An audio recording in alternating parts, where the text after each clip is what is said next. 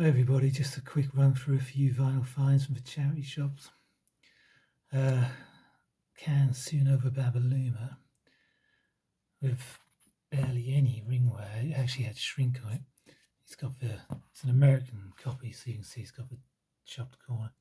Most of them seem to have. But that's a nice find. I've already got it. John Sermon featuring Tony Levin. This is a fantastic record. Absolutely brilliant. From the 1975 festival, May the 16th, 1975. It's just him. Drums and percussion as well by Tony Levin, but there's synthesizer on here. It's really, really good record, that. Jim Hall Concerto, another absolute classic album. One of the few, CTI are frowned upon by some people, but that's one of the top 5 CTI albums. Chet Baker on there, Ron Carter, Mr. Ubiquitous.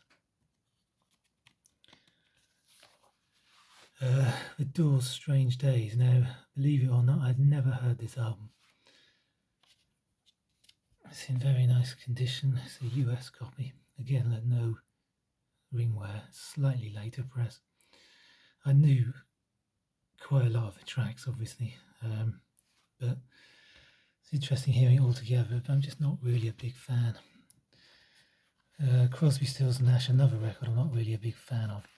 I'm just showing it because it's a brown vinyl Dutch copy from the late 70s. I had a bit of a penchant for coloured vinyls of that period. Born Again by Black Sabbath. Now, this is an album I thought I really wanted for years. I had it, when I was a teenager.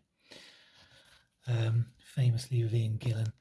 I remember reading many years ago that Ian Gillan, when he received a crate of these before it was due for release, he took one look at the cover and couldn't believe how bad it was, and then he put the record on, hated the mix, and literally just smashed them all up and disowned his time with Black Sabbath from that point.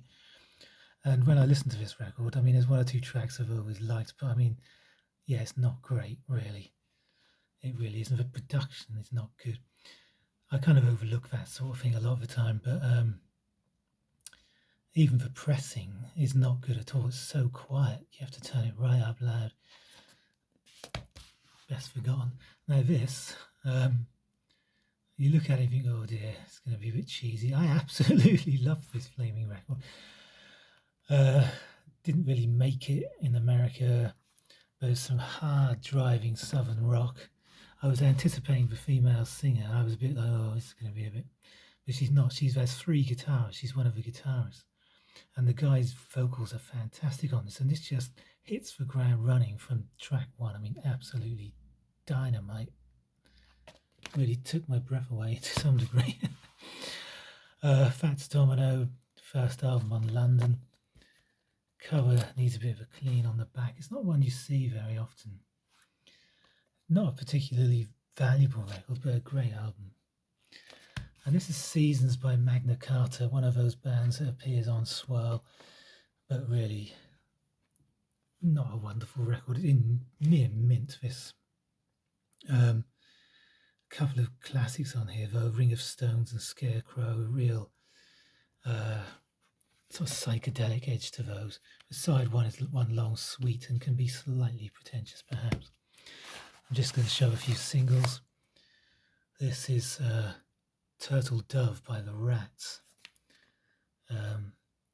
They were a Kent band, glam rock from 1974, quite a sought after disc. The single actually sells more than the album, even though both tracks are on the LP. Sometimes a 45 just is what you need. Brilliant stuff. This is barely legible, but it's a classic rockabilly. Fall to the Floor by Grant Greaves. Nice to have that one with M1 automatic on the flip. There's just a few of these little rockabilly records. I already have this on RM, a 70s label that released a lot of the rockabilly and stuff like that. Straight Skirt, absolute classics by Gene Summers and his Rebels, with School of Rock and Roll. I mean, mighty. Here's another one I hadn't seen before, Rocket Trip by Jackie Lowell, backed with Warpath.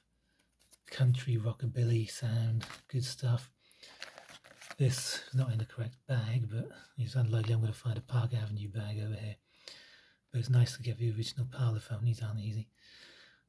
Johnny Fortune, Dragster, with surf stuff here, and Siboney, which is the A-side.